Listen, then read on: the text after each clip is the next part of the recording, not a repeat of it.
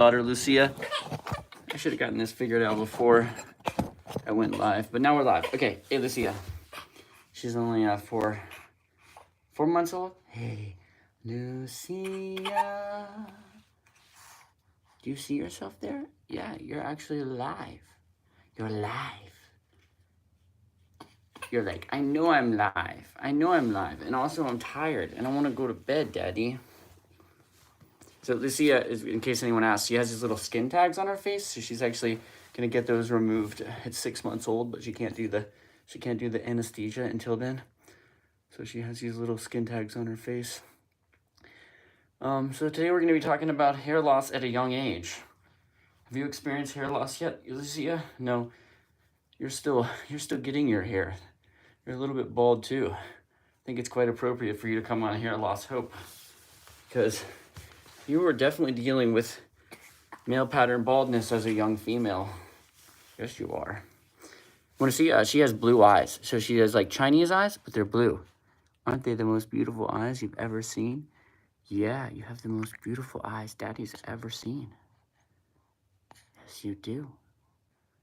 So she has these really beautiful blue Chinese eyes because she's mixed. You are mixed. You're a little mixer. And you're going to speak English and Chinese. Maybe some other languages too. She's actually really enjoying looking at herself in the camera right now. So it's actually her bedtime. Yes, Lucia's bedtime. So she's going to be kind of a little bit fussy. Her mom's going to come in and take her in just a second. Yep, there you go. Here Mommy is. All right, Mommy. Lucia is ready to go.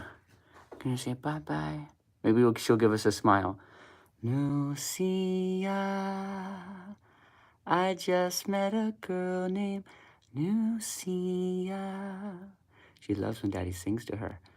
Blue eyes, Lucy's got blue eyes, like the deep blue sea on a blue, blue day. Yeah, you do. All right, good night. One and. There you go, Mama. All right, guys. Well, off my baby goes, and let's talk about hair. So, I got a question from a guy on Instagram, and he asked me if I would talk about dealing with hair loss at a young age.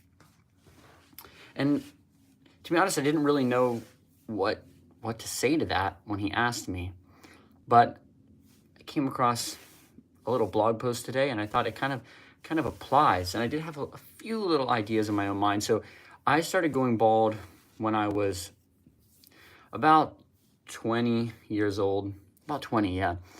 And that's actually when I shaved my head, is when I first noticed I was going bald, and that's when I shaved my head. So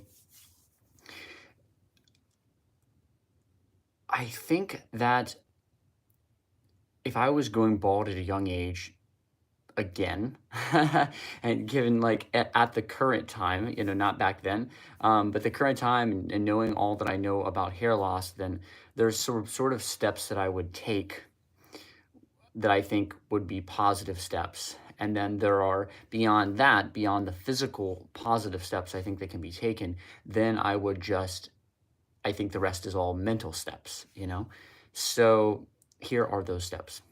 So the first thing I would do is I would get on finasteride. So the pill that I'm taking, the oral finasteride, oral minoxidil little combo pill. If you can't get the combo pill, then wherever you are in the world, maybe you can get some like oral, some like minoxidil, like Lonitin or something. And yeah, I would do that. So that's the first thing, because that's the most proven thing to do.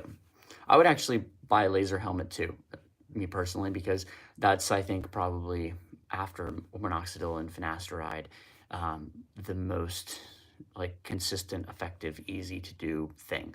So I would do those 3 things first, and I would consistently use those. So actually, I was just talking to one of my close friends last night and he's like losing his hair more, and he like he's definitely getting more bald. So I mentioned it last night. Never mentioned his hair to him before, but I was like, hey, like I'm noticing a lot of hair loss, and like you know, I've got this hair loss channel and everything like that. I'm happy to help you. And I said, what are you doing? He said, well, I'm taking Propecia. And I was like, man, you're losing like a lot of hair considering you're taking Propecia. Like you're definitely more bald than the last time I saw you 6 months ago. And he's like, well, I've been really inconsistent taking it. So I just kind of take it randomly. So I was like, okay, well, that's not good. That's not going to really help. And then he was like, yeah, and like sometimes when I take it, I like won't be able to get an erection. He told me to. And I was like, oh, okay, well, that's too bad. So not all the time. And he's like, no. And then he said, I think I'm taking, he's like, but sometimes I also double up. That's what he said. Sometimes I double up. Like if I miss it, then I'll double up and take like two. I was like, that's not how that works. That's probably why you're having issues with the erection thing. Is you shouldn't double up on finasteride.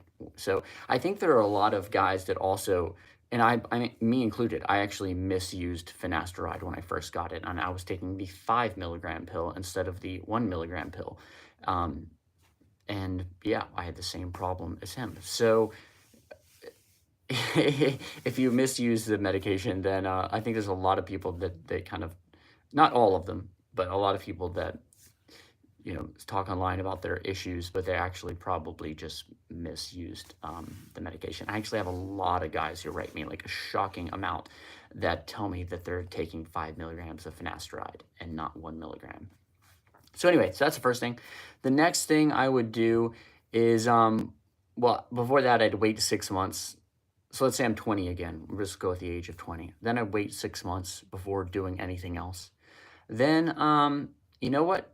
If it was me and I was 20 years old, and actually, I mean, I had a little bit of money when I was 20, and my hair loss had stabilized, then I probably would go for a hair transplant. And again, now this is knowing what I know now and not like getting off of finasteride later and all these types of things, like all these mistakes that I've made.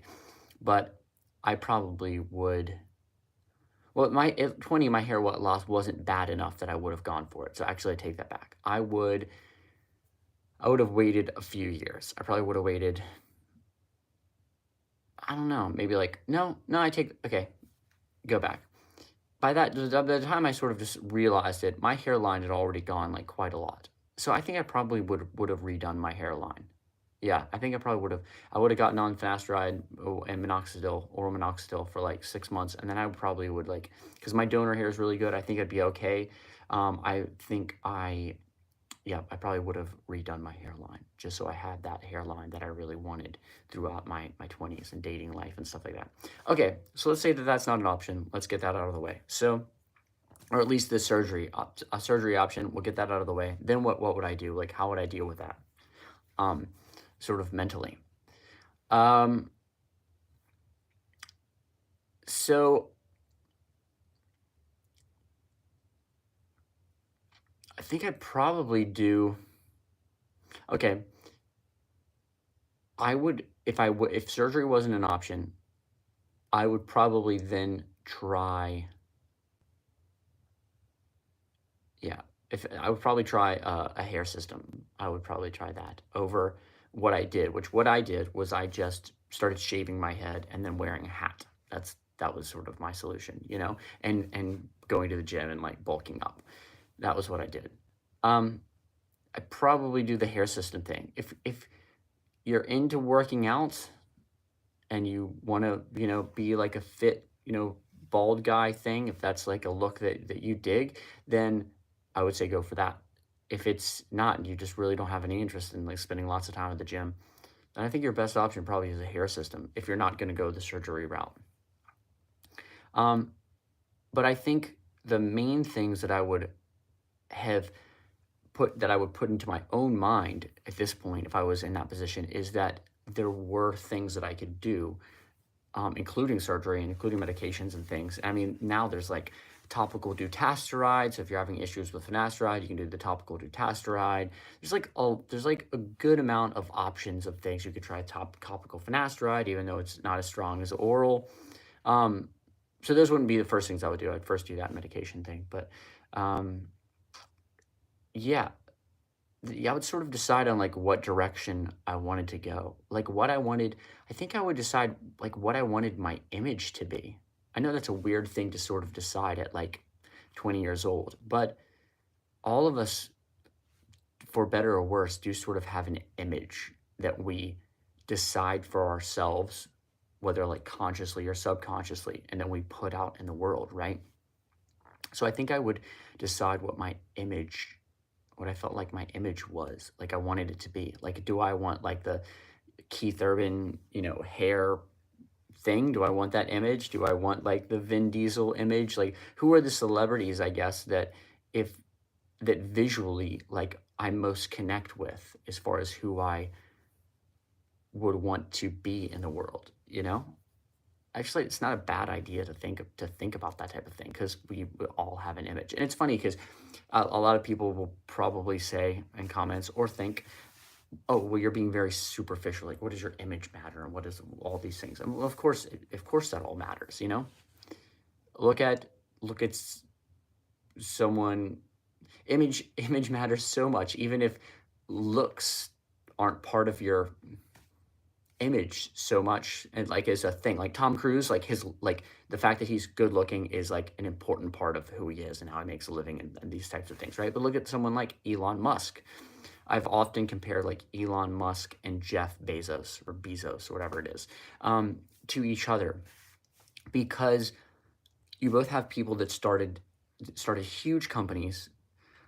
And I think the most important thing between like Tesla, and why Elon Musk and Tesla is often so beloved, and why Jeff Bezos and Amazon is often so hated, I think has a lot to do with the fact that Jeff Bezos is bald and looks more like Lex Luthor, and Elon Musk looks more like Superman. So I think their image has a lot to do with like the way that they even run their company. And even with Jeff Bezos has like done a better job recently of like wearing nicer looking suits and sort of just or wearing like a leather jacket and just looking cooler, and like there are people that tell him what to wear for sure. So even if you're in a position where you're not like in a looks centric business like entertainment, it's still very important what your image is. So I think sort of deciding on that is a really good idea, because that's going to dictate what direction you want to go. Like even though I shaved my head, I never wanted to be Vin Diesel or The Rock, and even my body type, it just doesn't suit that. I just don't have that like burly body type, I've got more like a Tom Cruise sort of body type. So, and yeah, like Tom Cruise with the like completely Lex Luthor style shaved head is like it's just not, doesn't suit him. It's not like a beautiful, I don't know, image or whatever. So yeah, once you decide that, I think then you need to kind of like commit to it and just decide that that's what you want. So if like it's a hair system thing, then and that's the easiest, like most effective way to do that, or you need to wait and save up money before having a hair transplant, but you'd like to be in that position, then just sort of commit to that and sort of know in your mind that you will achieve your image, that you can achieve your image most likely, especially for like guys. We're very lucky that it doesn't really take a lot to be an attractive guy, really. You know what I mean? Like you just need to not be overweight and like fit a little bit and have some kind of decent sense of style or dress, and be confident and easy to talk to, and you'll be a pretty attractive guy, like even like look at a Vin Diesel type guy, since we're on him. Like he's not really a good looking dude, but he's a movie star, right? So like he's as big a movie star as like Paul Walker was. Yeah, So who was like the typical like super good looking dude. So you can go a long way with as a dude with just being a little bit fit and like kind of figuring out what your style is going to be. All right, cool. Do I have any questions? We haven't gotten like a single question, and I've been on here for like a little while. So, oh, hey, just one person saying, your baby is too adorable and your hair results bring me hope. I just got my procedure done 2 weeks ago, and so far, not good. Oh, man. So sorry to hear that, man. Well, okay, first off, you got your procedure done 2 weeks ago. So don't be thinking about your procedure at all. Like, that's the worst thing that you can do. And guys write me all the time that just got their procedure done, a week ago, 2 weeks ago, 3 days ago.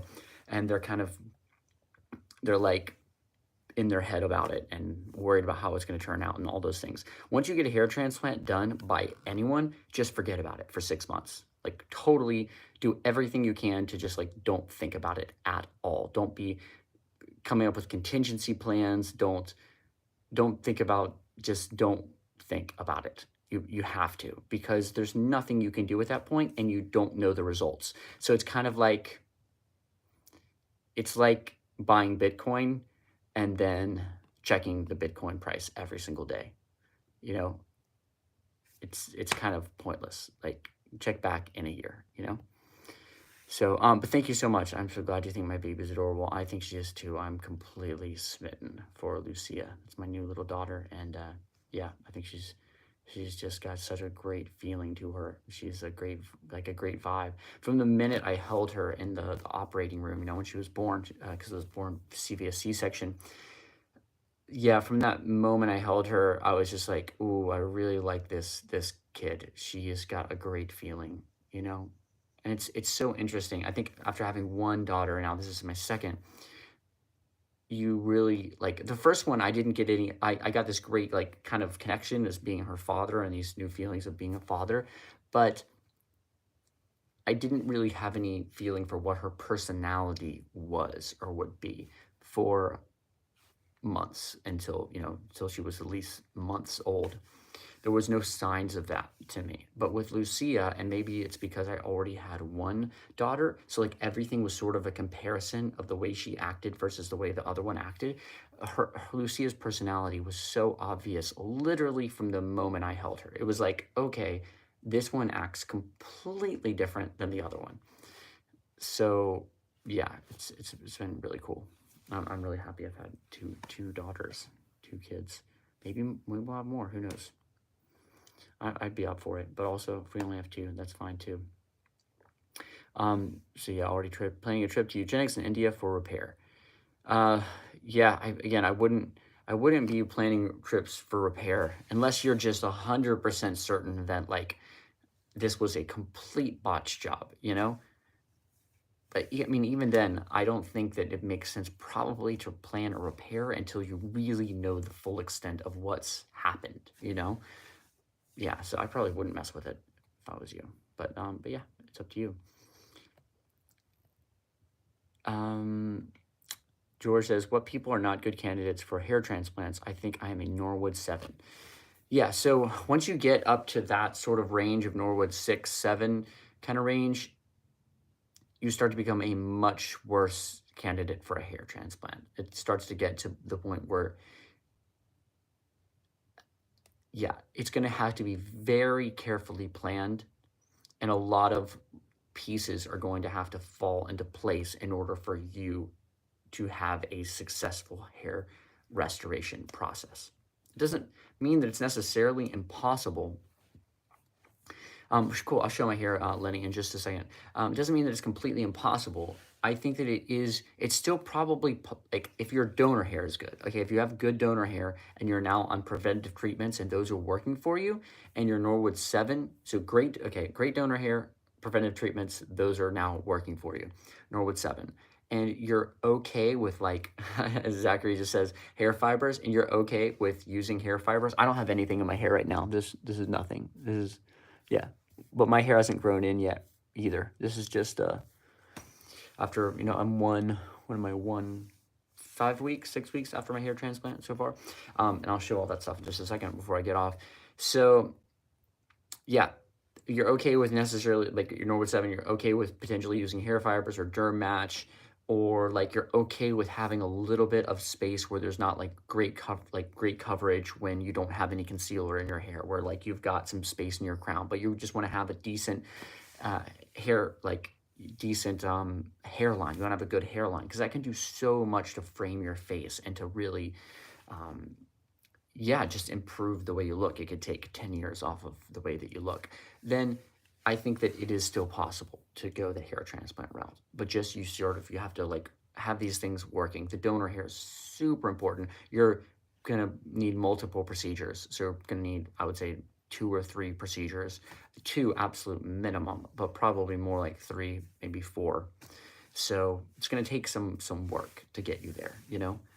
And don't try and do it all in one shot. That would be a horrible idea, to try and just go, okay, 1 procedure, I'm gonna like be done. Like get FUE and 8,000 grafts. I would not go for that if I was in your position. So yeah, hope that answers your question. All right, let's jump on here. Oh, okay, well, let me show my hair real quick. So, yep. So this is my hair currently.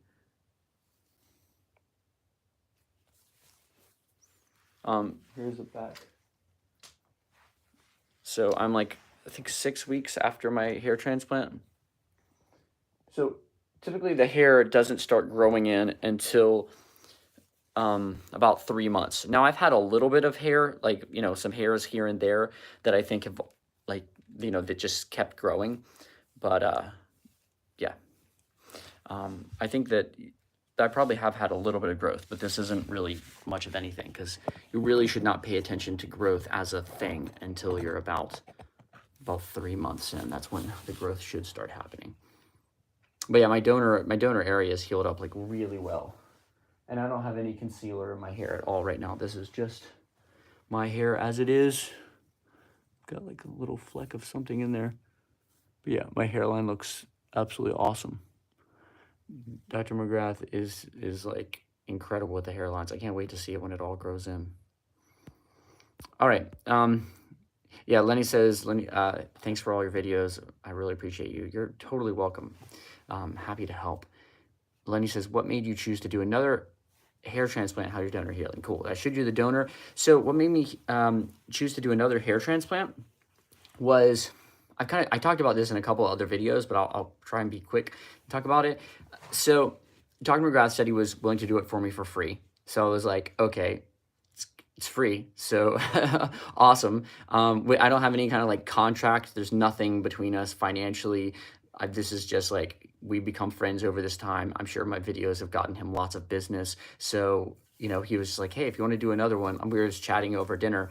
And I was like, yeah, you know, why not? Like, thicken it up, you know? And he's like, you know, you've got great donor hair. I still have, because I did the FUT procedures from the other one, I still have all this donor hair, tons of donor hair, like, because all of my other procedures were all FUT. So now then you've got lots of FUE donor hair. So I still even could get another procedure of 1,500 grafts, you know, easily after this procedure if I wanted to. So I've got just like kind of that donor hair to spare. Rhyme every time. And so, yeah, I was like, hey, I've got a hair transplant channel. So it's great for me to be able to document this to show you guys. It's going to be helpful for you guys. It's going to give more material for my channel, more business probably for Dr. McGrath, you know, and I get better hair out of it. So it just sort of just seemed like a win-win for everybody. And why not have better looking hair, you know? So I was already pretty happy with my hair before, but like, of course, it definitely could be better. So yeah, that's the reason I was like, hey, let's do it again. You know, there's a possibility that I'll even do like another one in the future, or maybe some, you know, I mean, I could. So we'll see. I don't like to think about more hair transplants as a thing until I'm really done with whatever I'm, you know, I've seen results of all this sort of thing. But maybe I'm done. We'll see. Zachary says, do you prefer derm match over hair fibers during the ugly duckling stage? Yes. I prefer, if I only could have one, it would be derm match instead of hair fibers of the one. Hair fibers are way faster, Okay, the nice thing about Derm Match is, well, I don't know. I don't almost ever use hair fibers. It's very rare that I use them. And Derm Match, I mean, I probably use like once a week. But if there's something important, like I had a music video shoot the other day, and so I used Derm Match for that because my hair is still growing in and all. But if I probably only had one or the other, then I would go with Derm Match. Vin Diesel isn't good looking. You have some high standards. Yeah, I wouldn't consider him like a, classically good looking guy. For me anyway. Okay, Andrew says, Montar, what month do you see the biggest change in your hair from a hair transplant? I got mine done by Dr. McGrath in May, and I'm almost at 3 months. Oh, cool. So 3 months is typically when you will first start seeing hair grow in from your hair transplant. Some people it takes a little bit longer. Some people don't see, much hair until 4 months, but typically 3 months is where you start to see your hair grow in.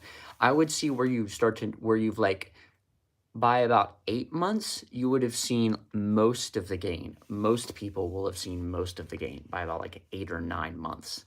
And then everybody varies because everybody heals a little bit differently. So there's some guys that don't get, all their gain or like the majority of it till 11 months. So it's really like you really need to kind of wait a year.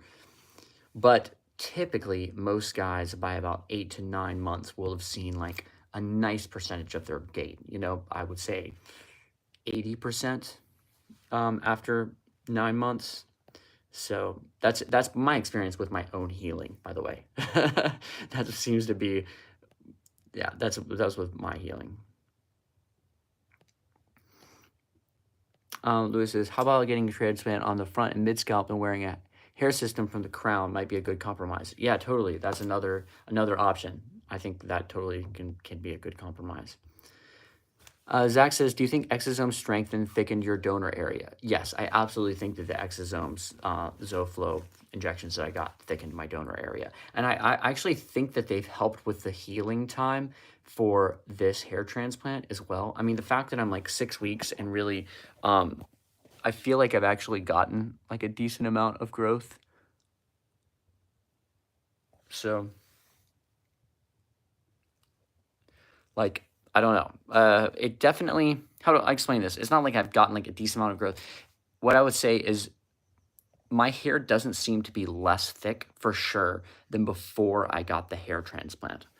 I mean, my hair is super short right now, right? Like really, like it's like basically buzzed. And I don't seem to have like shocked out or anything like that. So my hair is as thick or thicker now than it was prior to my hair transplant that I, got done. So I think that the exosomes have definitely helped with that and the strength and sort of the healing time and all that. All right, cool. Last question. I'm going to get off. Andrew Mondra says, have you ever used RU58841? I'm taking the oral minoxidil and finasteride combo for 6 months now, but have considered taking a topical anti-androgen. No, I have never taken it. I've never used it. So, yeah, I think that would just be, I would talk to your doctor for sure about that. Yeah, I would talk to your doctor about it. But the finasteride minoxidil oral combo is pretty darn like strong. So I don't know if you're still having noticeable loss, like it's maybe document with pictures. I think a lot of people definitely get in their head about looking at their hair and sort of going, oh, am I losing? Am I not losing? Or seeing hair in their hands and thinking, oh, am I losing my hair? It's easy to get in your head about that. So the best thing to do, especially if you're getting on some kind of treatment like you're on now, I guess it's sort of hindsight, but is to take pictures. And so you can see like if you got on that combo pill, what was your hair like 6 months ago? Is it worse now? If it's worse now than it was 6 months ago and you've been taking that pill for 6 months, then yeah, maybe you want to look into some kind of other treatment like that. But if it's better now than it was 6 months ago, then I probably would just stay on that, and then look into doing some kind of surgery if there's something like, you just want to fix your hairline or depending on where your hair is at. All right, guys. Well, I'm going to head out. I got a lot of work to do tonight, but it was great chatting with you all. Thanks for stopping by and saying hi, and I will see you all soon. Please leave some comments if you have any other suggestions for videos or topics. Bye.